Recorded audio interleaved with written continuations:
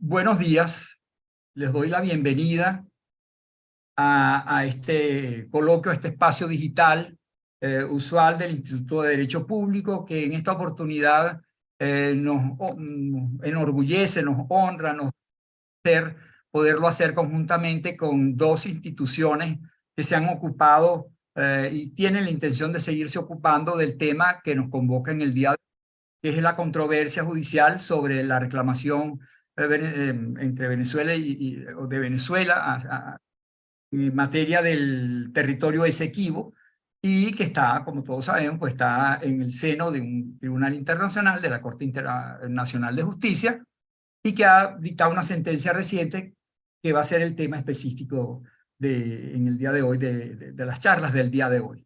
Esto lo estamos haciendo entonces conjuntamente con la Academia de Ciencias Políticas y Sociales, que ha tenido una labor paciente y constante, tenaz, en la presentación de material, de opiniones, de reflexiones, de orientaciones, para tratar de ayudar a que Venezuela tenga un final feliz en este caso tan discutido, y también la Asociación Venezolana de Derecho Internacional, que preside el profesor Héctor Faúndez, que obviamente este es el tema más importante en mucho tiempo en materia internacional para Venezuela. De tal forma, pues, que son dos instituciones que nos acompañan en el día de hoy, y espero, pues, que las expectativas que hay sobre el interés que va a despertar este evento sean respondidas positivamente.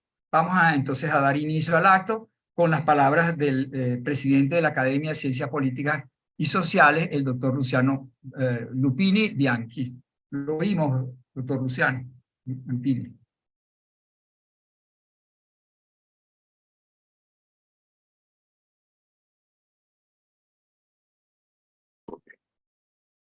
Buenos días, señoras y señores, amigos todos. Bienvenidos a este nuevo evento sobre el caso de la Guyana Esequiba y la sentencia de la Corte Internacional de Justicia del 6 de abril del corriente año, que desestimó la excepción preliminar propuesta por Venezuela el 7 de junio de 2022. Celebramos este coloquio organizado por la Academia de Ciencias Políticas y Sociales en forma conjunta con el Instituto de Derecho Público de la Universidad Central de Venezuela y la Asociación Venezolana de Derecho Internacional. Y le damos las gracias a todos los organizadores de este evento. En particular, a los profesores Gustavo Urdaneta Troconis y Héctor Faúndez Ledesma. La intervención de la Academia en el tema de la controversia con la Guyana Esequiba no es y no ha sido episódica o eventual, porque existe una larga tradición de participación de ella y de sus integrantes en este tema. Recientemente, organizamos un ciclo importante de 12 coloquios sobre el Esequibo durante los años 2021-2022, en donde se analizaron aspectos centrales para la defensa de nuestros derechos sobre la zona en reclamación. En ellos se examinaron los antecedentes de la controversia del Esequibo, entre otras cosas. El laudo arbitral del 3 de octubre, de 1899, el memorándum de Severo Malet Prevost, lo relativo a la demanda de Guyana, la competencia de la Corte Internacional de Justicia, las opciones de Venezuela, el tema de la nulidad o validez del laudo de París, lo relativo a las reglas del Tratado de Washington de 1897 y los títulos históricos sobre el territorio del Esequibo. Entre otras cosas, se trató también el problema de la plataforma continental y de la frontera marítima entre Guyana y Venezuela. Con base en los resultados de este ciclo de coloquios, la Academia de Políticas y Sociales, con la coordinación del profesor Héctor Faúndez, publicó un valioso libro sobre la controversia del Esequibo. Pero para ser breve, me permito recordar que en el segundo tomo del libro que recoge nuestra doctrina académica institucional, vale decir la de la academia, se refiere específicamente a los años 2012-2019, se recogieron no menos de 8 pronunciamientos y o declaraciones conjuntas con otras academias nacionales sobre el tema de la Guyana Esequiba. Asimismo, más recientemente fueron publicadas 2 importantes obras sobre el tema por distinguidos académicos. Me refiero al muy completo libro intitulado La reclamación de Venezuela sobre el territorio del Esequibo, del doctor Rafael Badel Madrid, prologado, por cierto, por el doctor Héctor Faúndez Ledesma, y el de Alan Randolph Pruber Carías, intitulado Derechos de Venezuela sobre el territorio Esequibo, la nulidad del laudo arbitral de 1899 y las falsedades en la memoria de Guyana ante la Corte Internacional de Justicia. Es importante resaltar que estas 2 últimas obras específicamente se producen como consecuencia fundamentalmente de la reciente decisión sobre la excepción propuesta por Venezuela. Hoy, con la participación de connotados expertos sobre el tema, son Víctor Rodríguez Cedeño y Sadio Garavini, y con la calificada moderación de Gustavo Urdaneta, analizaremos la situación derivada de la reciente decisión de la Corte Internacional de Justicia, de fecha 6 de abril de 2023.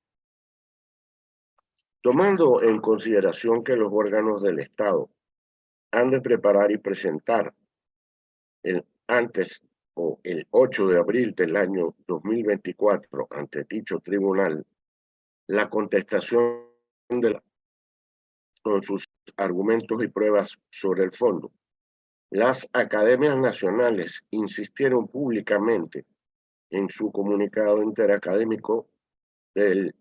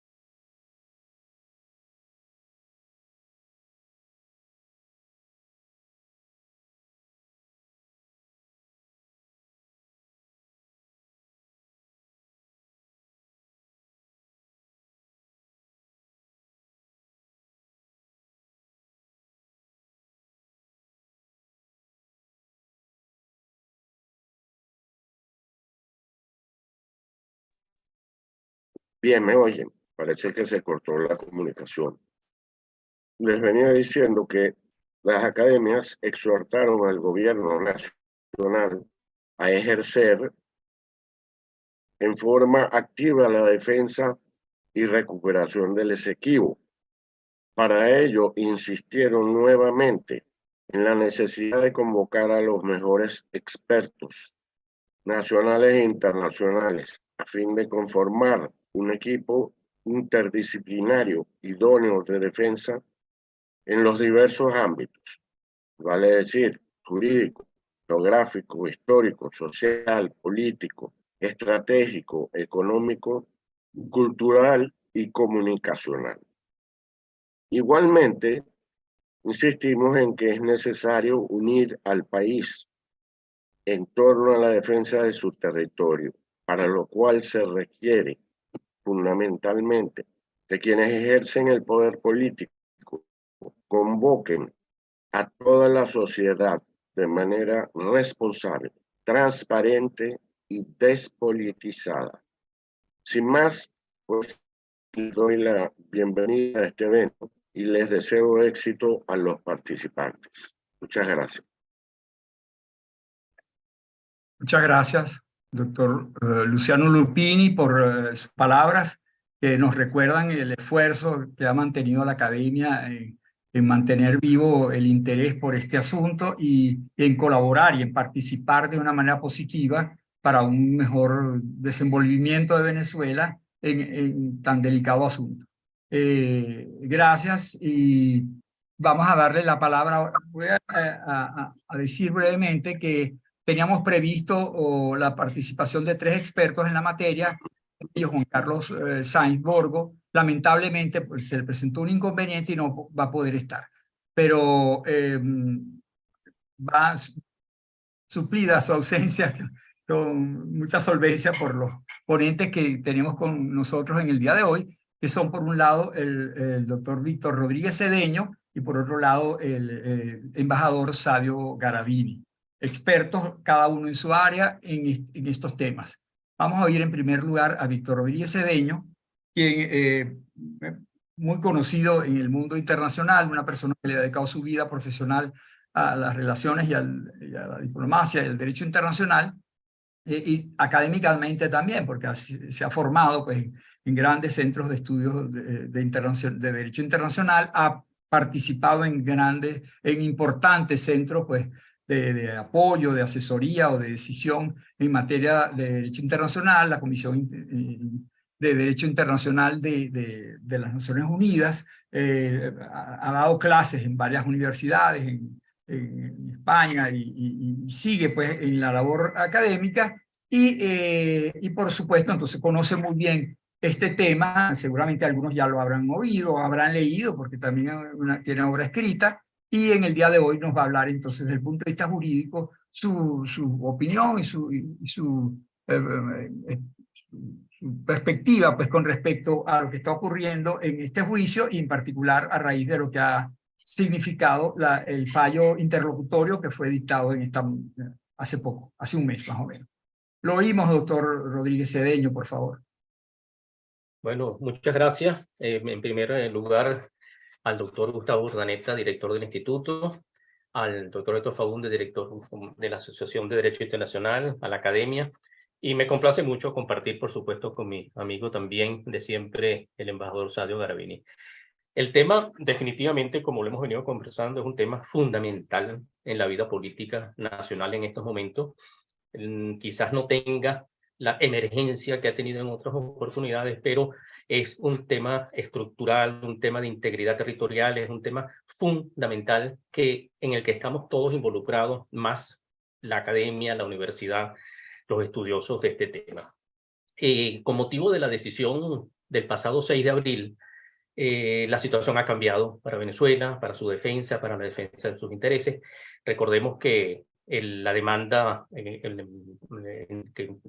introducida por Guyana el 28 de marzo de 2018 fue aceptada por la Corte por una decisión del 18 de diciembre de 2020, una decisión que fue criticada por muchos. Yo mismo me permití criticarla, incluso 6 jueces del tribunal, 4 fueron muy contundentes en contra de la decisión, 2 opinaron de manera no muy clara a favor de la decisión. Pero en todo caso, la demanda de Guyana fue aceptada en esa decisión y se aceptó la competencia de la Corte en la medida, o sea, la Corte iba a conocer el caso en la medida en que se relacionara con la validez del laudo arbitral del 3 de octubre de 1899 y la cuestión conexa de la solución definitiva de la controversia fronteriza. Ese es el párrafo 138 de la decisión, que es muy importante, es lo que marca todo el proceso.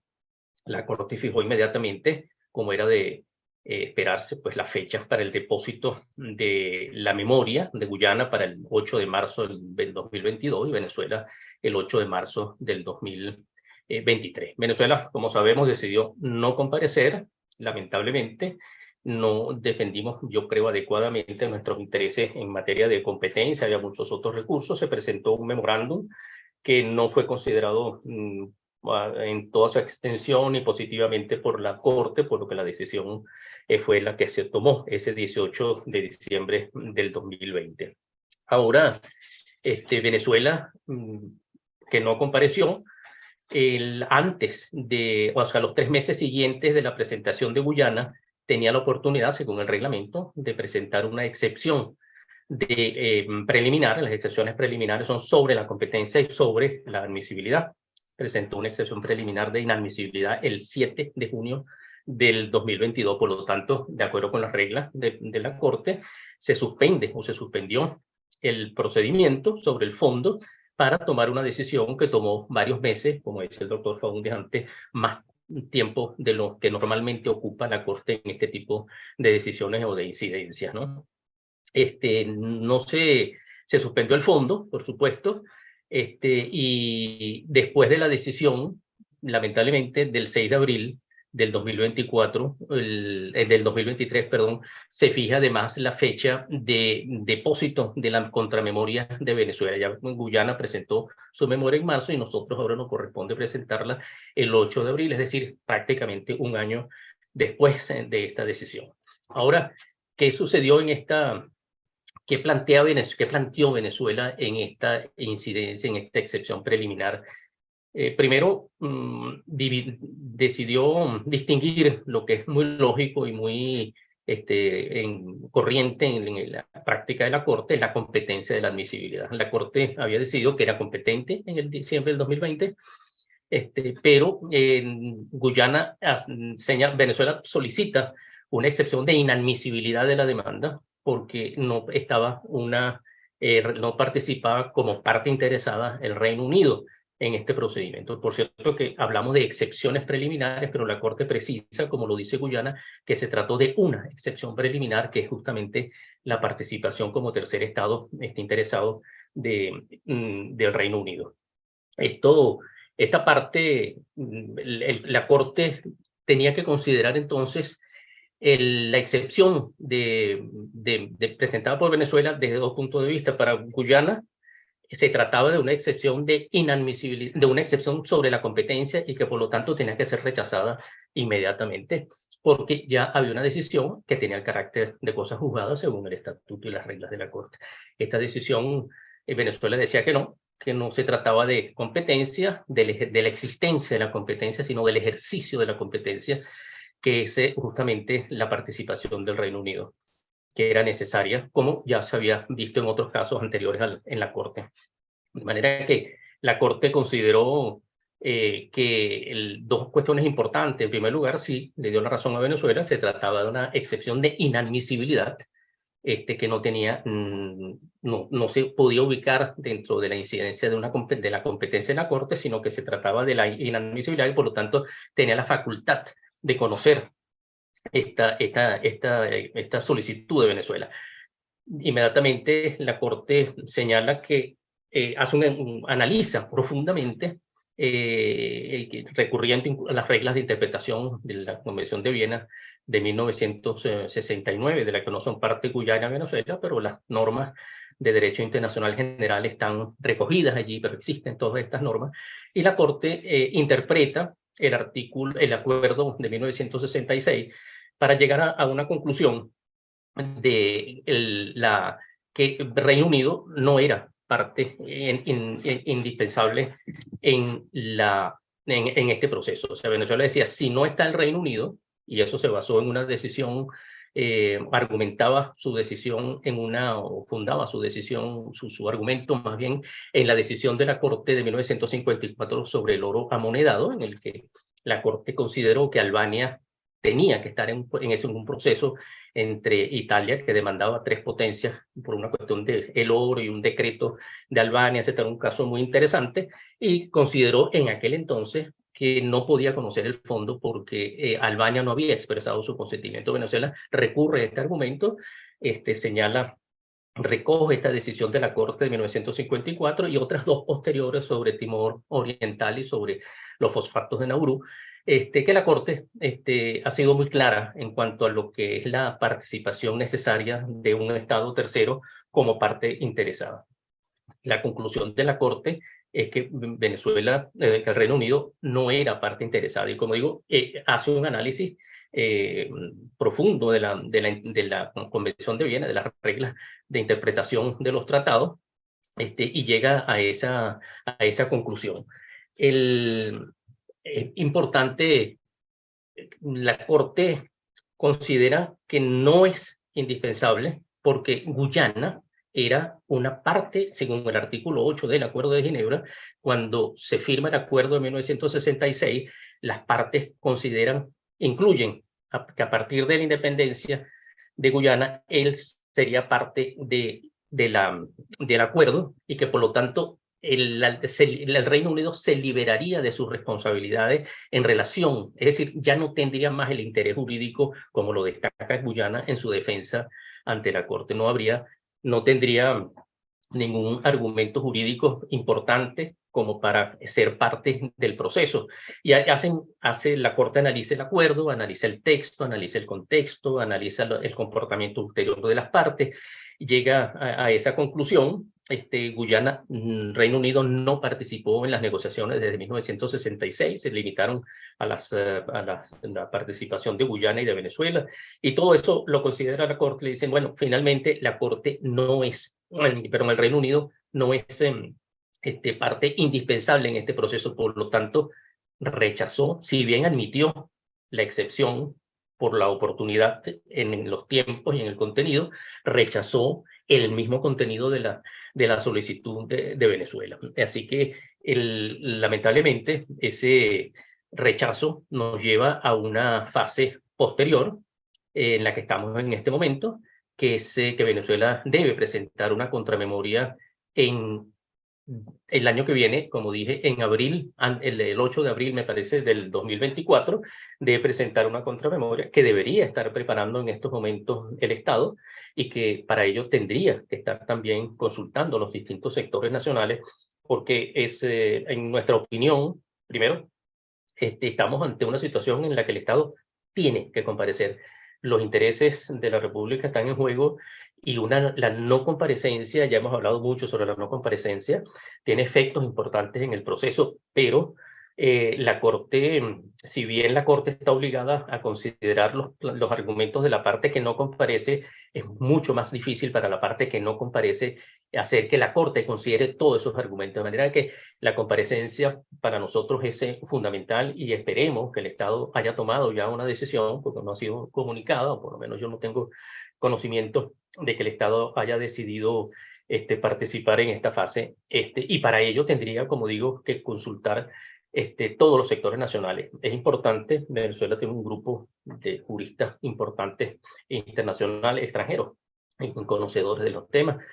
Conozco algunos de ellos, trabajan sus temas, pero la realidad venezolana no es tan, para nosotros mismos, ¿no? A nosotros mismos nos cuesta entender toda la documentación que ya han presentado el doctor Faúndez, el doctor Gruber Carías, en todos sus documentos, los especialistas, los historiadores. O sea, hay una documentación difícil. Nosotros tenemos que demostrar la nulidad de la decisión, del laudo arbitral, y también para probar ese despojo tenemos que hablar de la titularidad, y son temas muy difíciles. Una de las cuestiones importantes de esta decisión de inadmisibilidad que tomó la Corte ahora es que, si bien rechazó que el tema de la conducta fraudulenta del Reino Unido en el proceso de la adopción del tratado de arbitraje y del mismo laudo arbitral, que no fueran importantes en este momento como parte como objeto de una decisión, lo habría de considerar en las partes, en cuanto al fondo, ahora después de que Venezuela presente su contramemoria, es decir, cuando decida sobre el fondo, va a considerar esto que ya se adelantó, que se abra una posibilidad de que Venezuela demuestre que hubo una conducta fraudulenta antes, en el 1897, y después en 1899. El Guyana ha argumentado que no se trata de la conducta fraudulenta del Reino Unido, sino de la conducta fraudulenta del tribunal arbitral. Bueno, en cualquier caso, hay vicios que probablemente conduzcan a la nulidad de ese laudo arbitral de 1899. Pero como digo, corresponde a la parte venezolana organizar una defensa muy estructurada, muy seria, muy responsable, con toda esa argumentación que los juristas tampoco tenemos acceso completo, que son los aspectos históricos, los aspectos geográficos, los aspectos cartográficos. Y recordemos que la misma Corte lo ha dicho en esa decisión del 20, del párrafo 138, y lo reitera, que se trata de la controversia territorial terrestre, no territorial, y se dice territorial terrestre para excluir cualquier otra delimitación que se pretenda hacer. O sea, los espacios marítimos no estarían de ninguna manera considerados en una decisión. Esa decisión, pero esos serán temas posteriores que yo creo que ya el doctor Faúndez está organizando, va a ser muy importante porque puede no solamente centrarse en la validez del laudo, sino en el conjunto de la controversia, lo que significaría, interpretando el Acuerdo de Ginebra, que hasta un principio de equidad pudiera ser aplicado y quizás pudiera no solamente referirse a la nulidad, sino a la delimitación en todos sus aspectos. Es un tema muy complicado, que bueno, sería objeto de otras exposiciones, pero que en todo caso es a lo que nos lleva esta decisión. Estamos en una fase de contramemoria. Después de la contramemoria vendrán las audiencias públicas.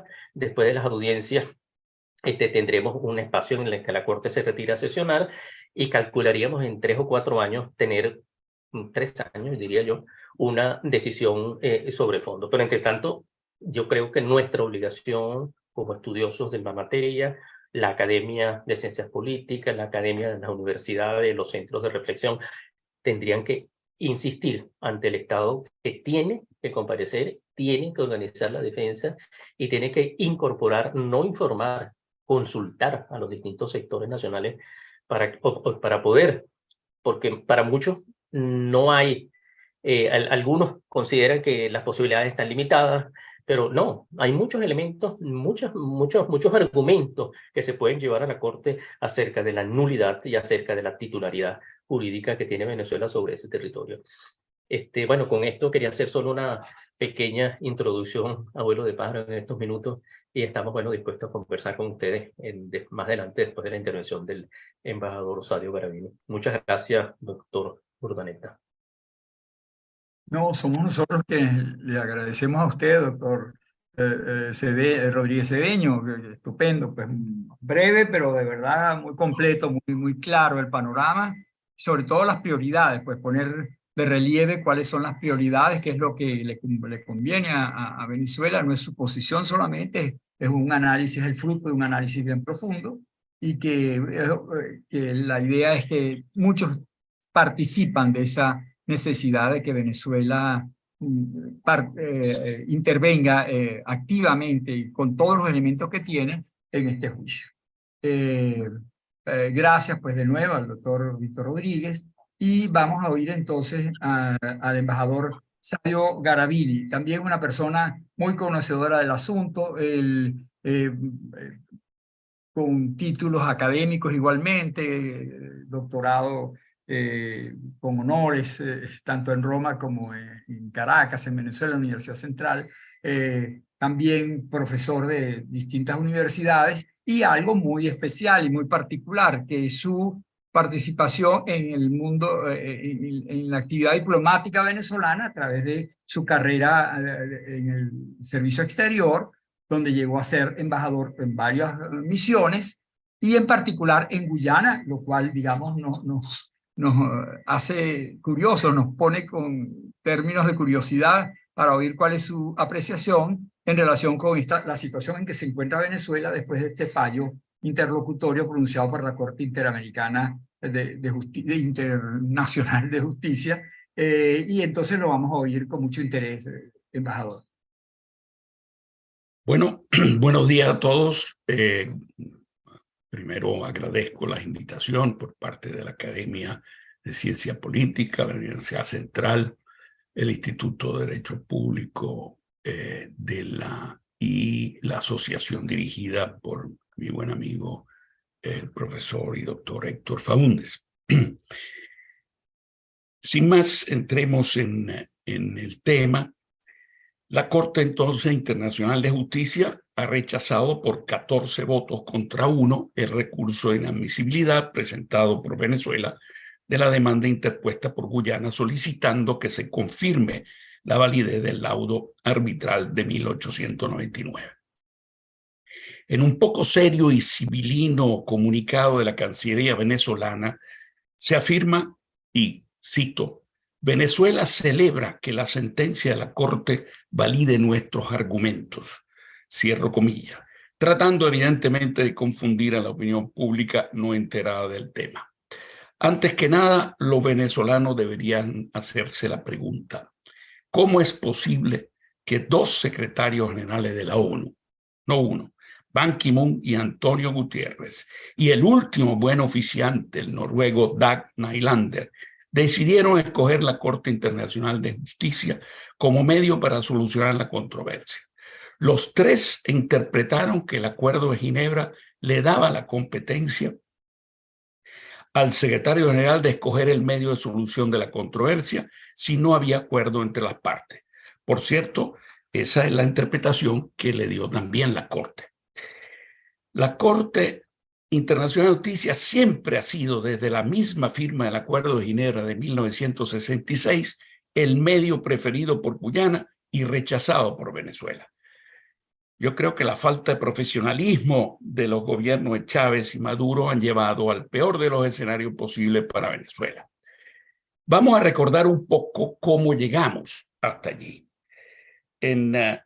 Vamos a decir, básicamente en los últimos tiempos, porque sería muy largo recordar todo el proceso desde 1966. Pero en octubre del 2013 hubo una crisis debida a la detención del buque Technip Perdana de la compañía petrolera Anadarko de exploración petrolera. Recordemos que esos buques cuestan muy caros en cuanto al alquiler, creo que alrededor de $2 millones por mes, que estaba haciendo una exploración en materia petrolera en las áreas marinas y submarinas, y fue detenida áreas marinas y submarinas que evidentemente serían venezolanas por estar casi en el borde de la línea de demarcación que tenemos con Trinidad. Y fue detenido por la Marina venezolana, y eso inmediatamente creó evidentemente una serie, la Anadarko se inhibió de continuar esa exploración, y bueno, y eso inmediatamente creó una situación en la cual en diciembre del 2013, en su conferencia de fin de año de la cancillera en esa época de Guyana, la canciller Rodríguez Borquet, dijo textualmente, mejor dicho, más o menos, que los buenos oficios que habían empezado desde 1989, recordemos, los buenos oficios son una negociación asistida por un funcionario nombrado por el secretario general de las Naciones Unidas, pero realmente es que ayuda solamente a las partes a negociar. Dice la canciller Rodríguez Borquet en ese fin de año del 2013 que ya han pasado 26 años desde el inicio del proceso de buenos oficios, no hemos llegado a nada, queremos terminar este asunto de una buena vez, y eso implica, le vamos a pedir al secretario general de ir a la Corte Internacional de Justicia para solucionar el problema de una vez. El 2015, la Exxon anuncia un descubrimiento muy importante de petróleo liviano en la concesión Stabroek. Esa concesión abarca desde áreas marinas guyanesas hasta áreas de la zona económica exclusiva del estado del Tamacuro. Y tengo que decir que eso es importante recordar, que la Exxon, con su socio chino, por cierto, el 25%, la China National Offshore Oil Company, iniciaron su exploración en áreas que, si fuéramos a ver, realmente muy cercana, muy lejana, mejor dicho, lo más lejano posible de la proyección del Esequibo, precisamente para evitar posibles detenciones por parte de la Marina venezolana. Si uno va a ver en el mapa dónde ha hecho su primera exploración en la Exxon, teniendo un espacio muchísimo más amplio, repito, que llega hasta la frontera, digamos, la delimitación que tenemos con Trinidad, cerrándonos, por cierto, la salida libre al Atlántico y nuestra proyección en zona económica exclusiva del Delta Macuro, del estado del Delta Macuro, pero la exploración la han hecho cuidadosamente, muy alejada de lo más alejado posible dentro de la Stabroek, dentro de la concesión. Siempre a partir del 2015, el nuevo gobierno Granger en Guyana inicia una decidida, intensa, muy activa estrategia diplomática para lograr que el secretario general de la ONU decida la opción de la Corte Internacional de Justicia. Vemos varias visitas a Nueva York de Granger propiamente, del canciller Greenidge, que por cierto, ese canciller de Granger, del partido anterior que perdió las elecciones, sigue siendo el hombre clave de Guyana, o sea, el hombre que representa, la persona que representa a Guyana ante la Corte. O sea, ahí se ve ya inmediatamente la relación de los dos partidos, tanto de gobierno como de oposición en este momento, que el gobierno actual mantiene al experto en la materia, Carl Greenidge, que era canciller en ese momento, pero el que ha llevado la batuta ante la Corte, representando pues a Guyana ante la Corte. Esto implica que Granger y Greenidge van seguidamente acompañados ante las Naciones Unidas de asesores como el muy respetado ex canciller y ex secretario general del Commonwealth, Sir Sridhar Ramphal, y ya desde el 2015 contratan a un experto en derecho internacional y canadiense-iraní, Payam Akhavan, que tiene una experiencia de trabajar en la Corte, representó, si no me equivoco, al Perú en el tema de la delimitación de áreas marinas y submarinas con Chile. Apoyado, por cierto, por la presencia en la propia Secretaría General de Guyana de altas funcionarias guyanesas. Recuerdo la subsecretaria general para Asuntos Humanitarios, Catherine Pollard, y la secretaria general asistente para la Asamblea General, Valerie Moss, al revés, el primer cargo es Valerie Moss y el segundo es Catherine Pollard. Pero, ¿por qué digo esto? Porque con todo ese esfuerzo que empieza en 2015, ¿qué hace Venezuela? Bueno, entonces el gobierno venezolano ni siquiera nombró un encargado a tiempo completo. Recuerdo que se encargó sobre el tema del Esequibo a mi bueno viejo amigo Roy Chatterton, colega en la Cancillería, pero en esa época Roy Chatterton tenía 5 cargos más, o sea, 4 cargos más. Entonces quiero ver cómo tenía tiempo. Recuerden, era embajador en la OEA, era representante de Venezuela en la negociación de paz en Colombia entre la FARC y el gobierno, era miembro del Consejo de Estado. Bueno, inútil recordar, quiero ver por qué no se nombró a un representante a tiempo completo con un equipo alrededor de él. Nada de eso. Ni siquiera se nombró un experto en derecho internacional. Estamos hablando del 2015. Sí se nombraron 2 respetables profesores de derecho penal de la Universidad Central, que es precisamente la profesora Elsie Rosales y su esposo. Profesora Elsie Rosales sigue siendo involucrada en el tema, usted sabe, forma parte del equipo. Y solo mucho más recientemente se nombró al profesor y experto en Derecho Internacional Español, Antonio Remiro Brotons. Pero no lo hicieron en el 2015, lo hicieron mucho más tarde. Recordemos que, y esto es importante para los que nos escuchan, que no están tan enterados del tema, que el Acuerdo de Ginebra de 1966 decía que había que buscar una solución satisfactoria para el arreglo práctico de la controversia, surgida como consecuencia de la contención venezolana de que el laudo de 1899 es nulo e irrito. Guyana siempre, oficialmente y pública, decía que primero había que establecer la validez o nulidad del laudo antes de hablar de cualquier tema de solución práctica.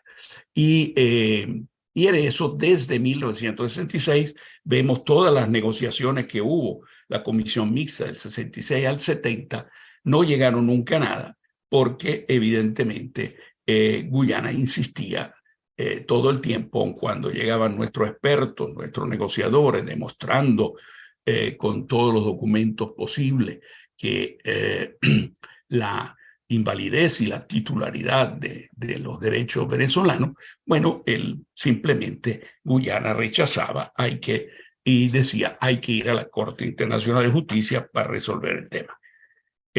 Evidentemente Venezuela decía, no tiene sentido proponer una solución práctica, negociada y satisfactoria a una controversia estrictamente jurídica, donde, imagínense, las dos partes, una dice blanco y la otra dice negro, y no se llega a ninguna conclusión, que por cierto, autores de primer nivel, como el expresidente Chedi Jagan de Guyana, y ministros del gobierno de Granger, de líder de partido, interpretaron el Acuerdo de Ginebra de acuerdo a la posición venezolana, cuando obviamente atacando el gobierno Burnham por el gobierno del que firmó el acuerdo del 66, diciendo que habían cometido un gravísimo error, que un tema que estaba cerrado estaba reabierto ahora por el Acuerdo de Ginebra.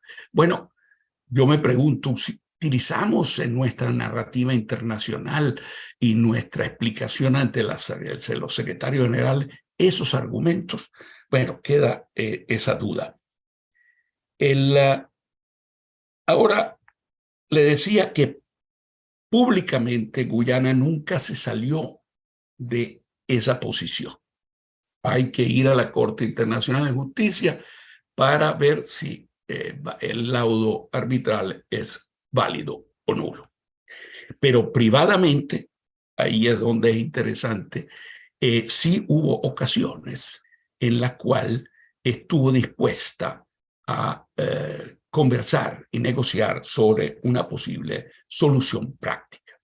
Y lo interesante es decirlo que la primera, quizá la más relevante, porque se llegó hasta a una negociación donde se habló de de 5.000 a 15.000 kilómetros cuadrados sobre la costa adyacente al delta Macuro, fue en el año 1977 cuando Isidro Morales Paúl, negociador venezolano, negoció con mapas a la mano, hay mapas sobre eso, hay documentos sobre eso, con el canciller Fred Wills del gobierno Burnham, llega a hablar de esa posible solución, repito, entre 5.000 y 15.000 kilómetros cuadrados, una solución práctica para resolver la controversia. Eso sí, Guyana quería a cambio el financiamiento de la factura petrolera,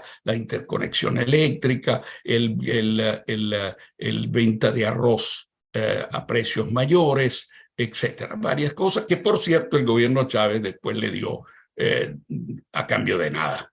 Pero en ese momento, y es muy bueno recordarlo, estamos hablando de 1977, en pleno protocolo de Puerto España.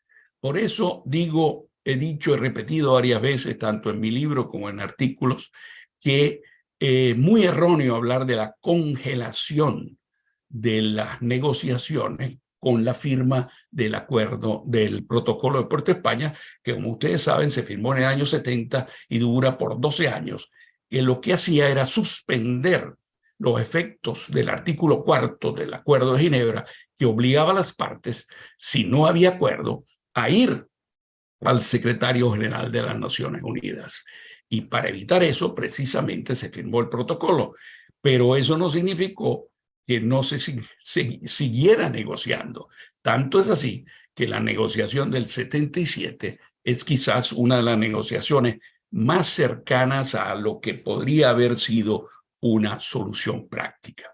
Ahora, hay que recordar otro momento sobre el tema de la solución práctica, que fue cuando ya en manos del secretario general, el secretario general de las Naciones Unidas en los años 80, Javier Pérez de Cuéllar, nombró al diplomático ecuatoriano Diego Cordovez, que se ocupara, analizara, recuerdo yo estuve cenando con él en Caracas, cuando vino a Caracas, estuvo un año dando vuelta entre los dos países y presentó una fórmula a los dos gobiernos, lo que se llamó la fórmula Diego Cordovez, que era primero el nombramiento de una comisión de conciliación, y si la comisión de conciliación no lograba llegar a una solución práctica, ir a un arbitraje exequo et bono.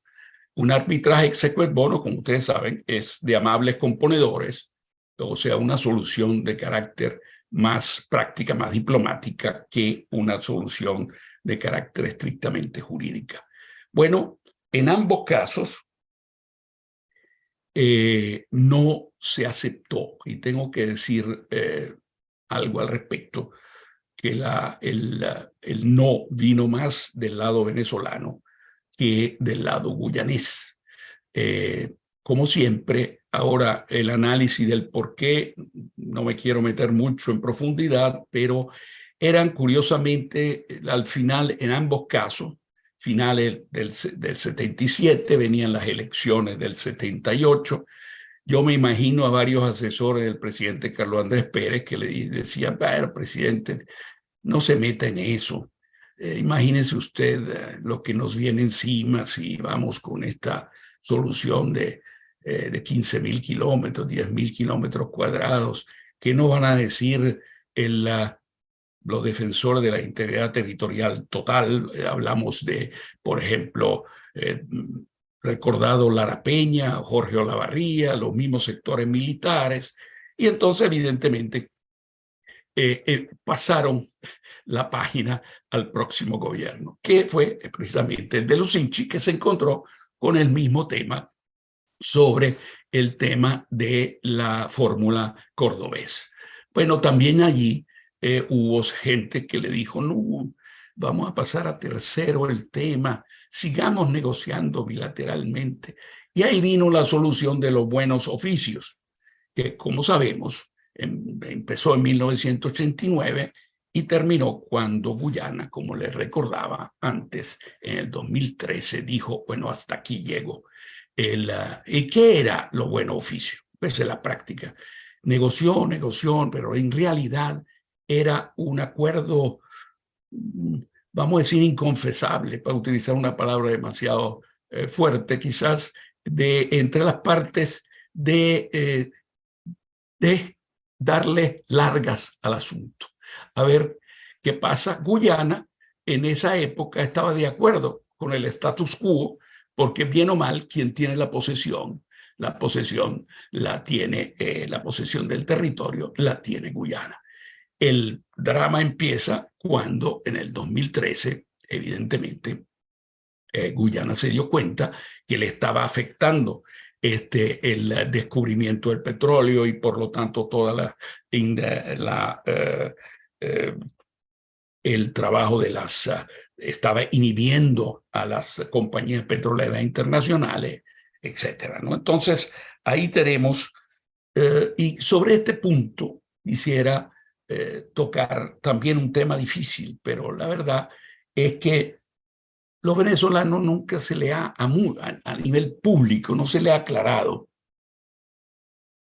de una manera evidente que con la firma del Acuerdo de Ginebra, cuando se habla de una solución práctica, satisfactoria para ambas partes, creer que a través del Acuerdo de Ginebra y la negociación bilateral se iba a llegar a la recuperación total del territorio del Esequibo, que significa las 2/3 partes del territorio que Guyana considera actualmente suyo, evidentemente sí, para no decir una cosa, es irreal pensar eso, pero en la cabeza de muchos venezolanos aún supuestamente enterados, lo dejan así como que si eso fuese posible. Y allí yo creo que el tema ese que inhibió a los gobiernos del 77 y de los 80 no debería haber inhibido al gobierno de Chávez. El gobierno de Chávez tuvo en su momento de oro con un poder realmente muy grande, con apoyo popular importante, que fueron los primeros años, y un control de la Fuerza Armada que no tuvo ningún otro presidente anterior. Si se hubiese decidido a llegar a un acuerdo negociado, yo creo que Chávez perdió la oportunidad histórica de hacerlo. Otra de las faltas de seriedad de ese presidente, porque además hizo algo peor.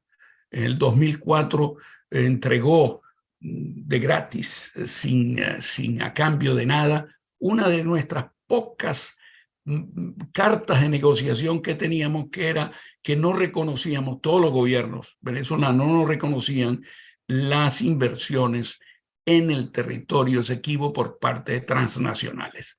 Bueno, el 2004 Chávez se le ocurrió decir que de ahí en adelante no se iba a poner más, con tal de que fuese positivo para el desarrollo del territorio. Y en el 2007 cometió otra enorme torpeza que desgraciadamente los guyaneses deben haber anotado en algún lado, que es declarar que la reactivación de la reclamación venezolana que hizo Rómulo Betancourt en 1962, que nos llevó al Acuerdo de Ginebra de 1966, se debía a una presión del imperio, o sea, de los Estados Unidos, que querían desestabilizar el gobiernito autónomo, pero ni siquiera independiente, izquierdoso del primer ministro, repito, autónomo, pero no independiente, Cheddi Jagan, en Guyana, lo cual es sinceramente una tontería muy grande, que se debe en buena parte a la ceguera ideológica probablemente de ese gobierno y del presidente en particular, porque Kennedy no necesitaba decirle a Betancourt, mire, hazme el favor de reactivar tu reclamación para ver si desestabilizamos a Cheddi Jagan. Bastaba llamar a Macmillan, que era su primer aliado histórico, primer ministro británico, para decirle, mira, no le des la independencia hasta esta gente en el gobierno, que fue lo que pasó, por cierto, ¿no? La independencia se la dieron a un gobierno que no presidió por el partido de Cheddi Jagan. Bueno, con esto quiero decir que ahora todo esto se terminó, porque para Guyana, como le decía antes, el status quo ya no es la alternativa aceptable, preferible, que fue hasta el 2013. Ahora el discurso es distinto. Y regresando a la actualidad, ahora que Venezuela tiene hasta abril del 2024 para presentar su contramemoria a la demanda de Guyana, la gran mayoría de los juristas especialistas en el tema afirman que debemos prepararnos con el apoyo de los mejores expertos nacionales e internacionales para defender en la Corte nuestra posición de que el laudo de 1899 es nulo e irregular. Sin embargo, en el gobierno hay un sector que piensa que lo más conveniente es asumir una narrativa, entre comillas, ideológica antiimperialista, acusando a la Corte Internacional de Justicia, cosa que ya se ha hecho en varias declaraciones públicas, de ser un instrumento del Departamento de Estado y de la EXO, y rechazar participar en el proceso. Eso todavía hay gente en el gobierno que piensa así. Por cierto, curiosamente, cuando hablan de la Exxon, el imperio, se olvidan el socio, como le decía, que el socio un 25%, o sea, la Exxon tiene el 45% de las acciones de la concesión Stabroek, pero el 25% la tiene la China National Offshore Oil Company, la compañía estatal china, que por cierto es socio estratégico de PDVSA en otras áreas. En mi opinión, esta posición es de una extrema irresponsabilidad. La Corte, con o sin la presencia de Venezuela, seguiría el proceso y en unos pocos años dictaría su sentencia, que es de obligatorio cumplimiento y no tiene recurso alguno. Además, no hay que olvidar que después de la decisión sobre el laudo y la definición de la frontera terrestre, es muy probable que la Corte Internacional de Justicia tendrá que intervenir también en la delimitación de las áreas marinas y submarinas si no hubiese acuerdo entre las partes, lo cual es muy probable. Y así que decirle a los magistrados de la Corte que son un instrumento de la Exxon y del Departamento de Estado no creo que nos haya creado muchas simpatías y nos vaya a crear muchas simpatías para el futuro. Algunos creen también que si rechazamos participar en el proceso, podríamos lograr que Guyana acepte negociar de nuevo en el marco del Acuerdo de Ginebra. En mi opinión, ahora que Guyana ha logrado llevar la controversia a la Corte Internacional de Justicia, que es lo que siempre quiso desde 1966, su escenario es el escenario preferido. No tiene ningún interés en negociar hasta tanto la Corte dicte su sentencia. Ya veremos después. Así que, concluyendo, le voy a decir que hay también una otra irresponsabilidad muy grande que anda ahí como dentro de los sectores del gobierno, que hablan de por qué de esa propuesta de un referéndum popular.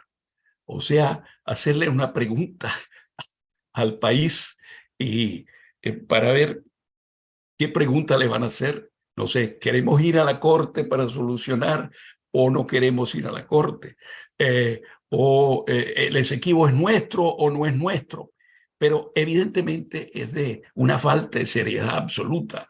El responsable ante la Corte y ante el mundo sobre este tema es el gobierno. Que nos guste o no nos guste, es que lo representa ante las Naciones Unidas y ante la Corte Internacional. Así que esa es una manera burda y poco seria de lavarse las manos, de creer que lavarse las manos, porque evidentemente no se lavarían las manos en absoluto. Lo que pasaría es lo que dije antes, la Corte de todas maneras seguiría el proceso y nos daría la sentencia dentro de 2 o 3 años y nosotros a correr después. Así que, como le dije, lo serio es lo que han repetido todos los juristas serios del país, que es prepararnos, trabajar, consultar, cosa que hasta ahora no ha sido la conducta del gobierno. En mi caso, por ejemplo, me han llamado 3 veces. Una vez, si bien recuerdo, estaba yo fuera del país, pero las otras 2 veces me llamaron como a las 9 de la noche para decirme que la reunión era el día después a las 8 de la mañana, evidentemente, o a las 9, no me acuerdo la hora, pero evidentemente me excusé. Ese es como llamar a última hora a alguien, por lo menos darle unos días de antelación. Pero, repito, se nota la delegación que fue a la Corte de la Haya, en la más reciente, donde fue la vicepresidente Delcy, fue muy numerosa, acompañada por una cantidad impresionante de personas, pero entre las cuales estaba el viceministro, la secretaria, no quiero decir si había también el chofer, no quiero exagerar, pero por otro lado, Guyana, en cambio, y otra cosa muy importante, una delegación en la cual los profesores, había una persona muy seria y respetable, pero, repito, su mayoría de habla española. Inglesa, cuando fui a revisar, había una sola, y no de muy alto nivel en términos académicos internacionales. Y cuando te recuerdan, en la corte el debate tiene que hacerse o en inglés o en francés. Y en cambio, la delegación guyanesa, mucho menos numerosa, pero de un peso específico académico, intelectual, muy elevado. Así que desgraciadamente le llamaría la atención a los interesados en el gobierno de hacer un buen trabajo frente a una situación tan importante que es la integridad territorial del país, pero además no es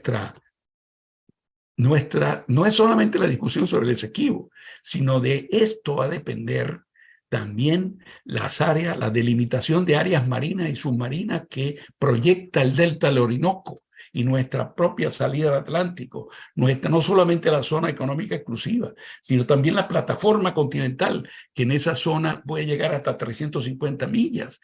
Todo eso está en peligro, en discusión, si no actuamos correctamente. Con esto termino. Muchas gracias. Muy agradecido, embajador Garavini. De verdad, muy esclarecedora su ponencia sobre cosas que de repente no son tan conocidas, ¿no? De todo ese quehacer, esos vaivenes diplomáticos a veces no han sido divulgados de una manera transparente, clara, que nos enteráramos todos un poco qué es lo que está ocurriendo tras bastidores, o bueno, no tras bastidores, sino donde tienen que ocurrir, pues, en el seno de los negociadores, ¿no?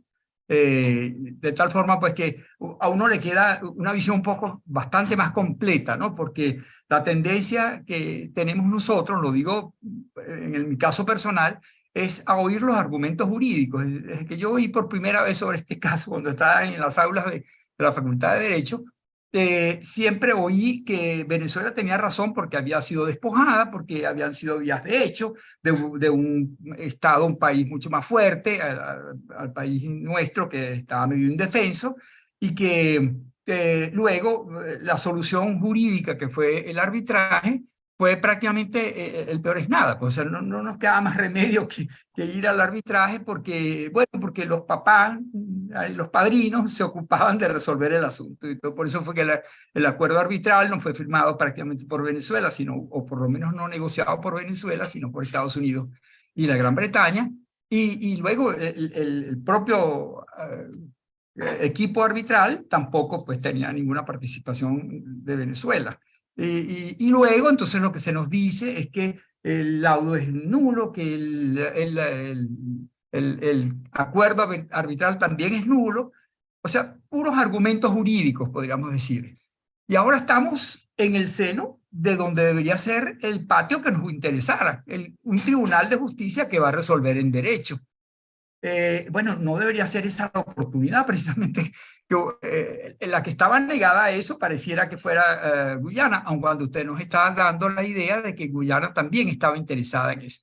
¿No será que Guyana está contando justamente con que la actitud de Venezuela sea la que ha tenido hasta ahora? Es decir, ir a un juicio pero sin defenderse. O sea, un poco es eso, está calculando sobre la actitud de la contraparte y que por eso no es tanto el juicio como sino la actitud de la contraparte que ha sido se ha defendido como indebidamente. No sé qué piensan ustedes con respecto a eso. Les quiero decir que hay varias felicitaciones. La doctora Alexis Pinto felicita al doctor Rodríguez Cedeño, al embajador Garavini, y Gabriel Ruán también está muy contento, felicitándolos por la claridad de sus exposiciones. Pero no sé si de repente quisieran esclarecernos un poco ese panorama. ¿Cuál efectivamente debería ser la actitud? Ya lo han dicho claramente, pero yo no le veo, honestamente, no le veo si la solución es o el juicio, donde va a haber una sentencia jurídica basada en argumentos jurídicos, o una nueva negociación que pareciera que no tiene mayor sentido porque el que está en posición de dominio es quien está ocupando el territorio. Por eso es que Guyana nunca ha querido acceder a una negociación, menos ahora, porque ahora ya sabe que defender ese terreno tiene un valor importante, ¿no? No sé si querrían de alguna manera comentar algo más sobre esto, mientras esperamos que haya alguna pregunta del público. Veo que hay una mano levantada por parte del presidente Lupini. Caramba, qué bueno, usted tiene buena vista, embajador. Vamos a pedirle aquí que nos dé el... Ah, sí, ya tiene su micrófono activado, doctor Lupini. Sí, quería decir que efectivamente, como ya lo explicó con propiedad el embajador Garavini, existe un sector de expertos o pseudo expertos en el gobierno que cree que efectivamente una de las posibilidades es no participar activamente en la defensa de los intereses de la República Venezolana en el juicio que está en la Corte Internacional de Justicia. Me gustaría, si es posible, hiciera algún comentario Garavini sobre otro aspecto del asunto, y es que la gente o el colectivo, digamos la gente que no ha estudiado el tema a fondo, ha manifestado profunda preocupación, incluso ha llegado a decir que el gobierno de Chávez ha entregado la sola reclamación a Guyana por ciertas declaraciones infelices, ciertas cosas que tienen que ver con la política de Petrocaribe, en fin, una serie de situaciones. Cuando, si se trata de una cuestión netamente jurídica, ahora ante la Corte Internacional de Justicia, hay que tomar en cuenta lo dispuesto por el numeral segundo del artículo 5 del Acuerdo de Ginebra. Es decir, todo lo que pasa después de 1966 teóricamente es irrelevante a la hora de tomar una decisión fundada en derecho de la controversia. Eso es un poco lo que me gustaría saber qué piensan ustedes sobre esa perspectiva, que no es tan fiero el león, en el sentido de que el artículo 5, en el numeral 2, dice del Acuerdo de Ginebra que ningún acto o actividad que se lleve a cabo mientras se haya en vigencia este acuerdo constituirá fundamento para hacer valer, apoyar o negar una reclamación de soberanía territorial en los territorios de Venezuela o la Guyana Esequiba. Esa es la duda que tengo. Gracias.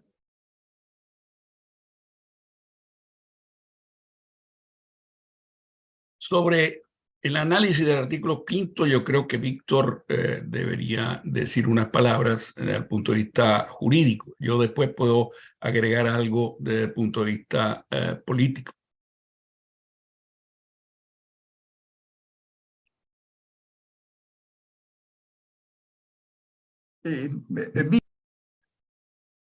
¿Estás? Eso. Ahora sí, gracias. Disculpen. Independientemente del contenido del artículo 5, la Corte dijo que se iba a considerar solo hasta 1966, es decir, que todo lo que viene después del 66 no lo va a considerar. Hay evidentemente unas declaraciones que son imprudentes de parte de autoridades venezolanas que pudieran considerarse pudieran considerarse actos unilaterales o declaraciones unilaterales del Estado con las consecuencias jurídicas, pero no es así. O sea, pudiera pensarse, pero esas declaraciones que se hicieron no tienen un efecto jurídico porque la intención, que es lo que fundamenta el carácter jurídico de las declaraciones unilaterales, no existe esa intención de ceder el territorio Esequibo o abandonar la reclamación. Van a utilizar algunos, seguramente en el proceso de fondo, van a utilizar estas declaraciones para decir, bueno, Venezuela, pero primero la Corte dice, el artículo 5 es muy claro, y después la Corte dijo que no se iba a ocupar de los actos posteriores a 1966. Yo quisiera hacer un agregado también me parece interesante con todo lo que dijo el embajador Garavini. Lo político y lo jurídico van de la mano, definitivamente, y en este caso, con más razón.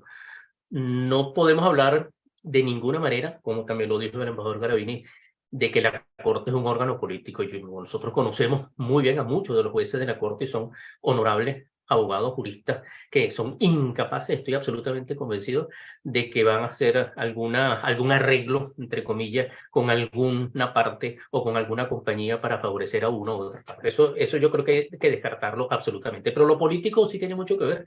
Y yo creo que ahí entra un tema de la negociación. Yo sé que el embajador Garavini no está, son muy clara su exposición, pero yo creo que la negociación no está excluida. Primero porque tenemos dos negociaciones, una dentro del proceso en el que estamos y otra post decisión.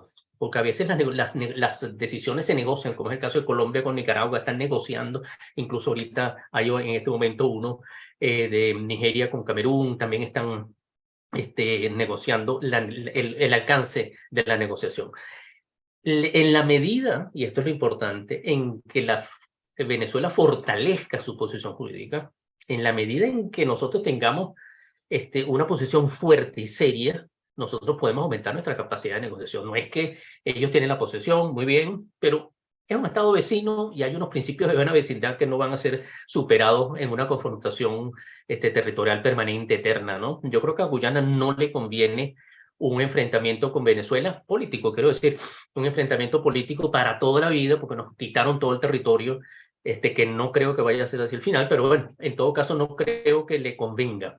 Si el Estado venezolano manejara mejor el aspecto de la negociación, yo no descartaría una posibilidad de negociar a pesar de que estamos en desventaja, si se quiere, y que tampoco tenemos la posesión. Yo creo que la negociación es posible, sería deseable y sería una fórmula extraordinaria de solucionar. No es la primera vez que en la Corte, dentro de un proceso, un caso de India-Pakistán, por ejemplo, de prisioneros de guerra, que se resolvió a través de la negociación antes de una decisión, incluso la decisión de preliminar. Pero en todo caso, yo creo que no es imposible. Y después está la segunda parte que digo que sí, en el caso de que no nos favorezca la decisión, pues se negocia la negociación, que tampoco tendría efectos demasiado importantes porque en definitiva la posesión está allí y cualquier intento nuestro de tomar el territorio sería ya, entraremos en una fase muy distinta de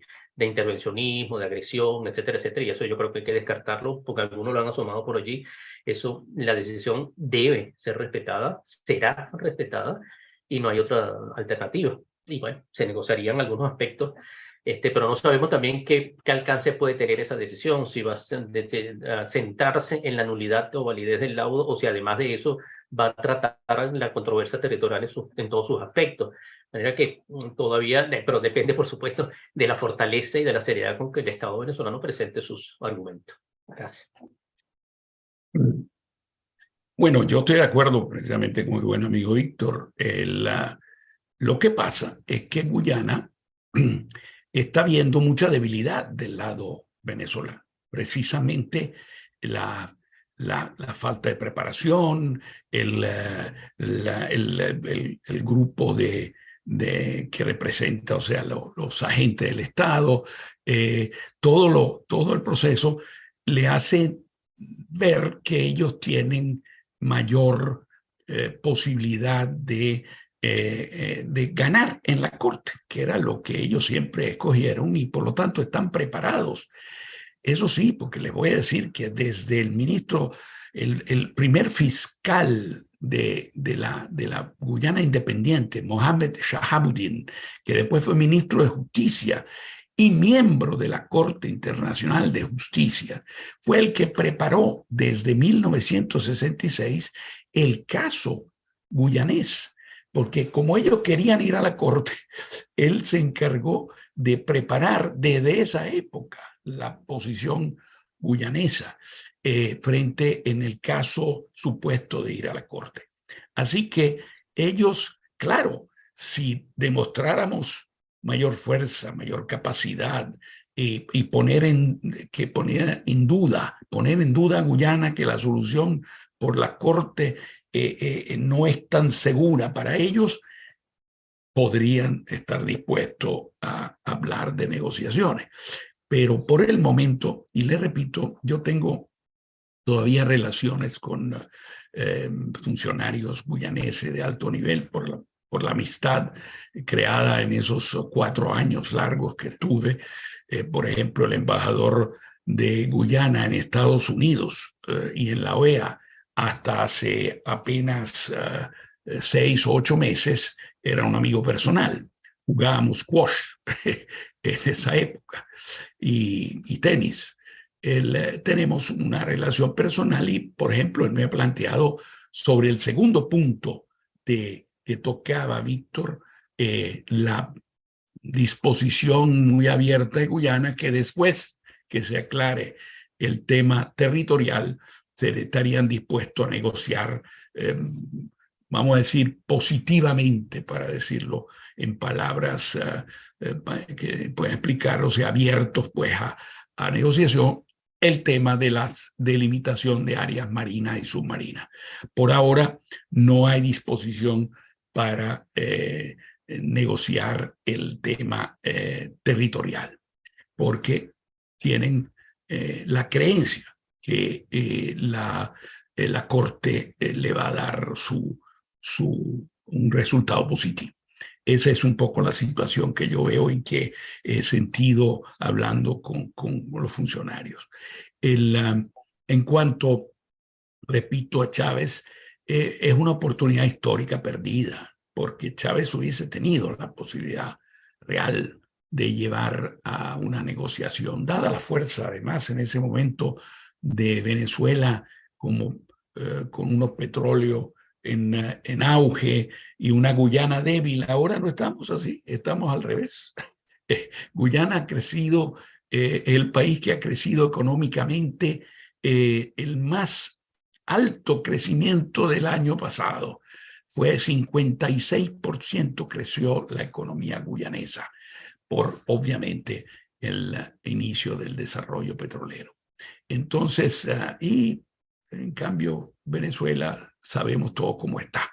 Y allí hay que tomar en cuenta eso. Repito, por eso me cuesta mucho decir que hubo una época en la cual hubiésemos podido ir a una negociación con muchísima mayor fuerza y no lo hicimos. Y la situación mayor fue cuando el gobierno Chávez, cuando en cambio, tocando un poco lo que decía el presidente Lupini, Chávez en su visión del líder hemisférico y interesado en los votos del CARICOM en la ONU y en la OEA, y tendió a poner de lado la reclamación. No dijo que entregó, la puso de lado y cometió las torpezas a la cual yo les mencioné antes, sobre todo la de 2007, porque al decir que la reactivación de Betancourt fue producto de una presión del gobierno de los Estados Unidos, el propio embajador de esa época, guyanés, y eso está reflejado en una declaración en el Nacional de ese año, el 2007, dio una declaración al Nacional diciendo, bueno, si el presidente Chávez piensa eso, debe dar un paso más y suspender, dejar por de lado totalmente la reclamación. Esas fueron frases, más o menos las mismas palabras, del embajador guyanés en el 2007 en Caracas. Entonces, evidentemente, el daño está hecho, pero al mismo tiempo es verdad que la Corte no va a tomar directamente en cuenta, porque los hechos tienen que llegar hasta, solamente tomar en cuenta los hechos hasta el Acuerdo de Ginebra, hasta 1966. Así que por ese lado podría ser, pero eso no implica que los guyaneses no se lo recuerden a los magistrados. Ya veremos cómo irá, pero lo que pasa es que sí, definitivamente, solo demostrando mayor fortaleza, mayor capacidad de enfrentar el tema en la Corte, a través de nuestro experto, a través de la consulta y de un fortalecimiento del equipo que está de los agentes del Estado. Que repito, los agentes del Estado hasta ahora es un historiador, Moncada, una profesora respetable de Derecho Penal y un diplomático de carrera que actualmente está de secretario general del ALBA. O sea, otro cargo, o sea, está interesado. No sé si han nombrado uno nuevo, por cierto, pero hasta mi información era que todavía formaba parte de los 3 agentes del Estado. Bueno, yo creo que de esa manera ustedes han dado un poco respuesta a la pregunta que nos hacía Carolina Vega desde YouTube, que era cuáles deberían ser las estrategias para tratar de Venezuela, para tratar de obtener un resultado positivo en el juicio. Pues ya ustedes de alguna manera ya han señalado pues la necesidad de asumir con seriedad el juicio con personas que sepan y además de una manera uniforme, pues que no con debilidades dentro del equipo, ¿no? Hay otra pregunta que nos hace el doctor Gabriel Ruán Santos, a quien saludamos, también una persona muy interesada en este tema, lo hemos oído ya en algunas oportunidades, muy interesante los planteamientos que ha hecho. Y en este caso se refiere al tema del arreglo práctico previsto en el Acuerdo de Ginebra, que dice él, hay un solo artículo del Acuerdo de Ginebra que menciona la posibilidad de un arreglo práctico y es en el artículo donde se habla de la comisión mixta ya fenecida, mientras que en las demás disposiciones se refiere a los medios del artículo 33 de la Carta de la ONU, uno de los cuales siempre fue el arreglo judicial, que no admite arreglo. Él querría de alguna manera ¿cuál es el parecer de ustedes en relación con ese distinto tratamiento que hace el Acuerdo de Ginebra con respecto al tema del arreglo amigable o el arreglo judicial? No sé si Víctor, el jurista del tema, el otro Lo primero, y yo puedo decir alguna cosa después. Ah, bueno, por favor, sí. Gracias y gracias a Dios. Sí, yo le diría a Gabriel que la expresión solución práctica mutuamente satisfactoria es transversal. Yo creo que ese es uno de los objetivos del artículo en su conjunto. Una interpretación del texto en general nos llevaría a esa conclusión de que lo que se busca es una solución práctica. Ahora, nosotros, se hace referencia al artículo 33. Yo creo que se hizo la referencia al artículo 33 en forma muy general, y tan general que recurrimos a los buenos oficios que no están incluidos en el artículo 33. Es decir, los buenos oficios es un mecanismo que no forma parte del artículo 33 y en el que nosotros, siguiendo lo que decía Sadio, abandonamos nuestras posiciones a principios del 2000, cuando se estaban restableciendo todas estas negociaciones con el secretario general o estos contactos con el secretario general. De los buenos oficios que no están incluidos, tendríamos que haber pasado, aunque el artículo 33 no se aplica mecanismo tras mecanismo, sino que no hay una preeminencia en ninguno ni otro, ni continuidad ni nada, tendría que haberse pensado en una mediación. Maliciosamente, tendenciosamente se ha dicho que incluso la Corte lo dice, cosa que me preocupa un poco, porque en una decisión dice que los buenos oficios con algo de mediación que menciona, pero la mediación nunca se dio. La mediación no es solamente una negociación asistida, es una presentación de propuestas. Y no hubo ninguna propuesta del secretario general a Venezuela. Ahí nosotros, por ejemplo, perdimos una oportunidad de decir, un momento, pero estamos hablando de mediación, de buenos oficios, fracasó. Bueno, vamos a la mediación, vamos a una conciliación, vamos a un arbitraje equitativo, pero no al arreglo judicial. O sea, hasta en eso, y allí sí hubo un abandono total de nuestra posición. De manera que la frase solución práctica mutuamente satisfactoria yo creo que es muy transversal, cubre todo el sentido de la solución, que es de este acuerdo, que es un acuerdo fundamentalmente procesal, que remite al artículo 33, ciertamente, pero que yo creo que hubo un adelanto, una presión, perdimos en la negociación con el secretario general para la aplicación del medio que se tenía que escoger, porque tenía que haber sido otro medio antes del arreglo judicial. Además, nosotros nunca habíamos aceptado la jurisdicción de la Corte, yo en 3, 4 oportunidades como embajador tuve la oportunidad de presentar reservas claras y que están en las actas y que no se presentaron a las convenciones de Viena de 1976, la 1985, 86, perdón, sobre la solución del arreglo judicial, incluso en 2 organismos internacionales que me tocó representar cuando se adoptaron las constituciones, el Fondo Internacional de Desarrollo Agrícola y en la Organización de Naciones Unidas para el Desarrollo Industrial, la ONUDI, que negociamos en Venezuela y estuve en honor de estar en esa delegación. Presentamos reservas al arreglo judicial y siempre en todas las reuniones presentamos reservas al consentimiento, a la jurisdicción obligatoria. Pensábamos siempre que en cada caso había que, pero eso tampoco se llevó, tampoco se presentó, o sea, perdimos muchos espacios, había mucho que decir en la parte preliminar del proceso. Gracias.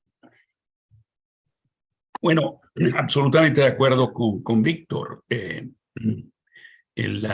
Sobre el tema, efectivamente, una de las grandes irresponsabilidades fue que desde 2003, cuando empieza Guyana a decir ya los buenos oficios no me satisfacen, vamos a la Corte Internacional de Justicia y empiezan el proceso diplomático ante el secretario general, Venezuela se limitó a insistir tercamente, y yo diría tontamente, en seguir en los buenos oficios. Entonces, imagínense ustedes, el secretario general, a quien le va una parte, le dice, mire, llevamos 26 años en estos buenos oficios y no hemos llegado a nada. Nosotros queremos solucionar esto de una sola vez. Vamos a la corte. Y viene la otra parte y dice, no, nosotros nos gustan mucho los buenos oficios, queremos seguir en los buenos oficios. Creo que la mejor solución son los buenos oficios. Señores, simplemente, exacto como decía Víctor, ¿por qué no decir, bueno, vamos entonces a mediación, que implica, exacto, no es una negociación bilateral asistida, sino un mediador puede presentar proyectos, propuestas de solución y las partes tienen que debatir esa propuesta? Bueno, ¿y por qué no conciliación? ¿Y por qué no arbitraje exequo et bono? O sea, todos ellos nos limitamos tontamente, repito, a decir, no, nosotros queremos quedarnos en los buenos oficios, creyendo que los secretarios generales, yo creo que, yo no sé, realmente, sinceramente, me asombra que hayamos tenido esa conducta. Bueno, y en relación a la pregunta de Gabriel, mi buen amigo, un fuerte abrazo de lejos, yo sí creo, igual que Víctor, que es una interpretación no solamente para los 4 años de la comisión mixta, sino que además fue así interpretada por los gobiernos posteriores, porque evidentemente cuando hablo de la negociación de 1977 de Isidro Manuel Paul, esa es una negociación claramente buscando una solución práctica en el marco precisamente del Acuerdo de Ginebra.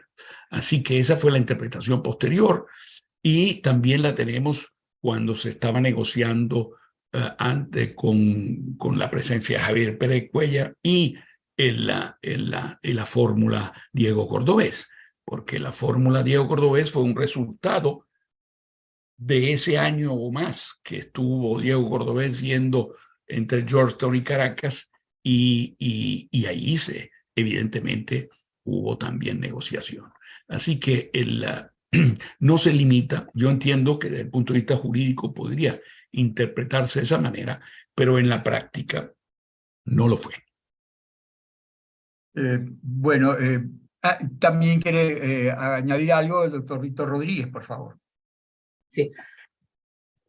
Gracias, Gustavo. No, solo quería agregarle a Gabriel que quizás esa frase, y a lo mejor el doctor Faúndez pudiera explicarnos mucho más esto, pero esa frase podría dar lugar a que la Corte tome una decisión en base a la equidad. La equidad es un medio, pero que tiene que ser consentido por las partes. O sea, la Corte no puede aplicar la equidad si las partes no lo solicitan conjuntamente. Y esto pudiera llevarnos a una interpretación de que sí, aquí hay una solución que, que puede ir más allá de lo jurídico. es decir, con una interpretación equitativa, no interpretación equitativa del derecho, sino sobre una decisión sobre la base de la equidad. Pudiera ser, pero el doctor Faúndez creo que tendría a lo mejor muchas, o más adelante en los temas que tiene él en sus programas, tratar ese tema de la equidad y de la aplicación equitativa del derecho, etc. Gracias, disculpen. A mí me parece una excelente sugerencia la que ha hecho el doctor Víctor Rodríguez. Tenemos aquí entre nosotros al doctor Héctor Faúndez, que es académico también, como muchos de los que están presentes. Saludo a la doctora Cecilia Sosa, a Eugenio Hernández Bretón, Gabriel Ruán, Rafael Badel. Estamos casi una sesión de la academia. Está aquí presente en el día de hoy, lo cual agradezco enormemente. Y la doctora Cecilia Sosa, bueno, lo felicita, dice que fue súper esclarecedora la exposición de cada uno de ustedes en ver cuáles son las fortalezas de Venezuela en este caso y cuáles serían las posiciones más favorables a un éxito eventual de Venezuela en ese juicio. Pero tenemos, repito, a Héctor Faúndez, quien también miembro del académico, pero también miembro del Instituto de Derecho Público, de tal manera que no sé si sería un abuso de mi parte pedirle que le hagamos caso a Víctor Rodríguez Cedeño y que nos dé un poco su opinión de lo que hoy hemos estado tratando aquí. Quizá de repente anunciar también el programa que tenemos pensado llevar adelante durante este año bajo tu coordinación. Habría que activarle el micrófono al doctor Héctor Faúndez. ¿No lo puedes hacer tú mismo, Héctor? Kimberly, por favor. Kimberly, ¿podrías activarle el micrófono? Ya está. Ok, por favor, Héctor. Gracias, Gustavo, Víctor y Sadio. Excelentes presentaciones. Realmente hemos tenido un banquete hoy.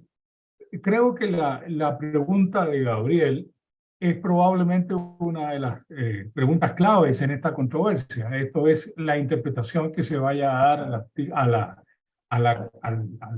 la cláusula esta que se refiere al arreglo práctico. Y que, como menciona Gabriel, está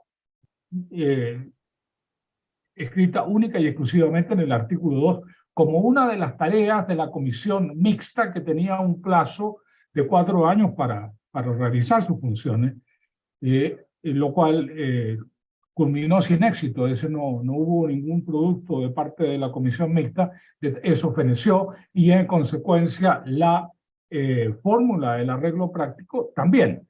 El problema es que en el preámbulo del Acuerdo de Ginebra se hace referencia a la búsqueda de una solución mutuamente satisfactoria.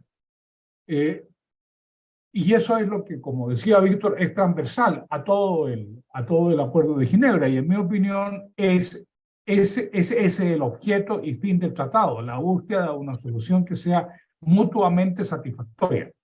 Ahora, ¿cuál es el problema? Es que según la interpretación de Guyana, y hay que tomarla con la misma seriedad con que tomamos los argumentos de Venezuela, según la interpretación de Guyana, el objeto y fin del Acuerdo de Ginebra es una solución definitiva de la controversia.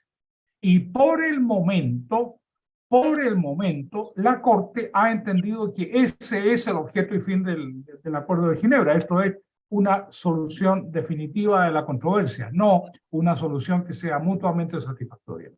Si eso es así, como lo ha entendido la Corte y como lo entiende Guyana, entonces la elección del medio jurisdiccional, del recurso ante la Corte Internacional de Justicia, es para que ésta actúe como un tribunal de derecho y para que resuelva en los términos en que lo hacen los tribunales de justicia, esto es, aplicando el derecho, no buscando soluciones prácticas.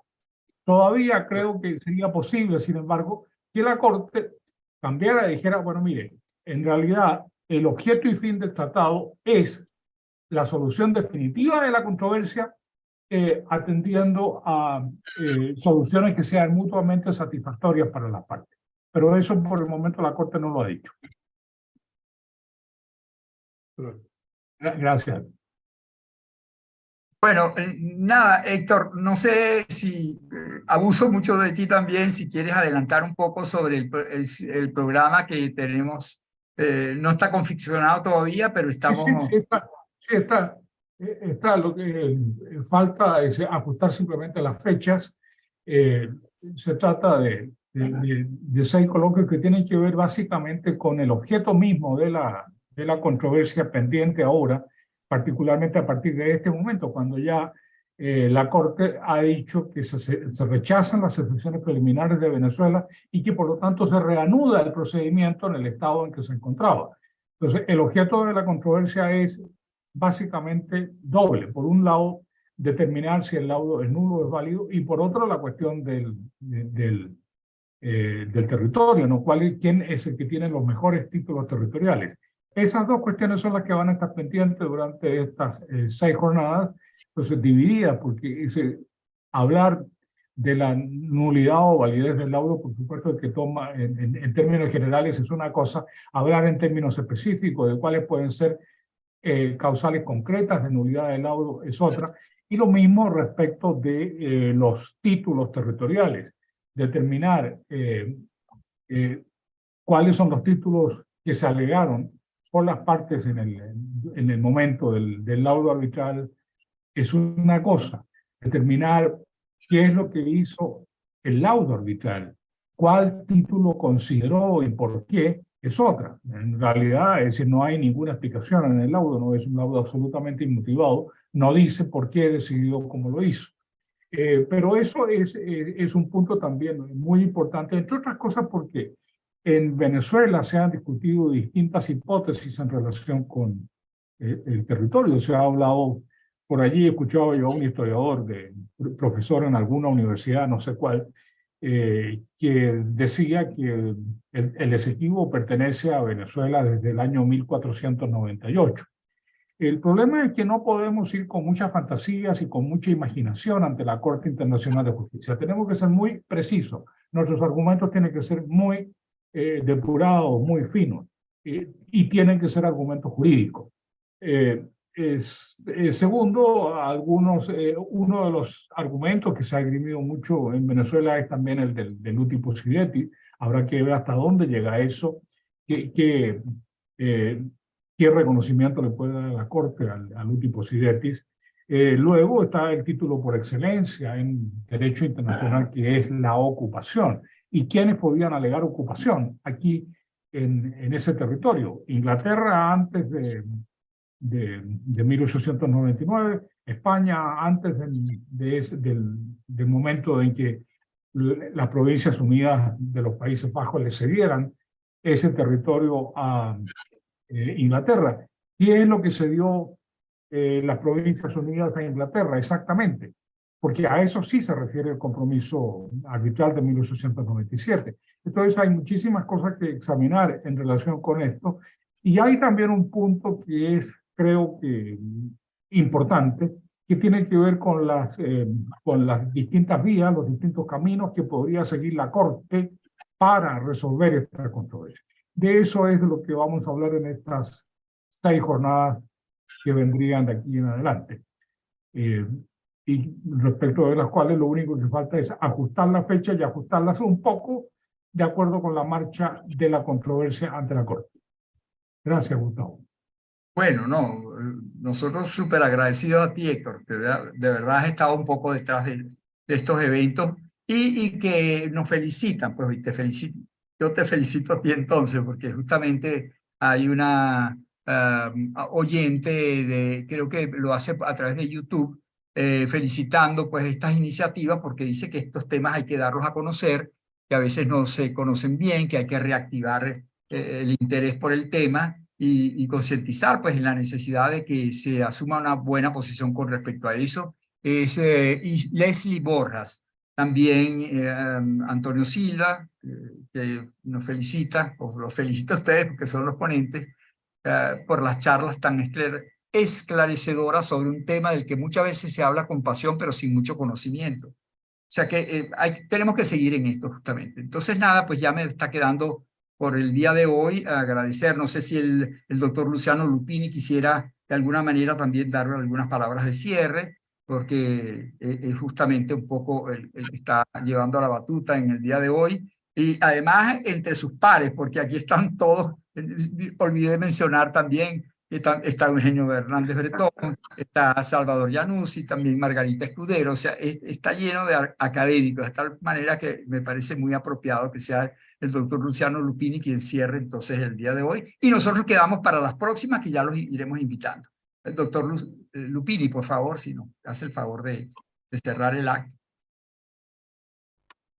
Bueno, no me queda más que agradecer a Víctor Rodríguez Cedeño y a Sadio Garavini por sus esclarecedoras intervenciones, así como por ratificar los criterios de Héctor. Como lo dije al principio, pues la academia nunca ha estado ajena, ni lo estará, del problema de la reclamación territorial. Celebramos mucho la presencia de distintos compañeros en el día de hoy. Felicito y agradezco y bueno, me despido de ustedes agregando un párrafo final. Si es verdad que Guyana realmente lo que quiere es una decisión judicial, aun cuando pudiese teóricamente pensarse que podría llegarse a un arreglo intrajudicial, hablar de eso o hablar de una posibilidad de una ulterior decisión desfavorable a los intereses de Venezuela, dejando algunos sectores de expertos, entre comillas, del gobierno, insistan en la posición de que realmente no es fundamental o vital que participe en los argumentos de Venezuela en el de La Haya. Es muy peligroso, aún bajo la Academia de Representantes del Gobierno, muy peligroso la definitividad de una que representaría una decisión adversa, cuando recordó que no hay apelación ante la Corte Celestial y es muy peligroso vender algunas ilusiones. Lo que hay que hacer ahora es insistir en que Venezuela debe participar vigorosamente en la defensa de su posición ante la Corte Internacional, como si el asunto se tratara, como lo es, un asunto de derecho. Dicho esto, pues me despido de ustedes, manifiesto satisfacción por lo que ha sido la jornada del día de hoy. Gracias. Bueno, muchas gracias al doctor Víctor Rodríguez Cedeño, muchas gracias al embajador Sadio Garavini, a Héctor Faúndez Ledesma, que ha estado por detrás de esto y que va a continuar con nosotros en esto, y ya los invitaremos. Muchas gracias a los que asistieron y que tengan buenas tardes. Saludos a todos. Un saludo, encantado. Gracias.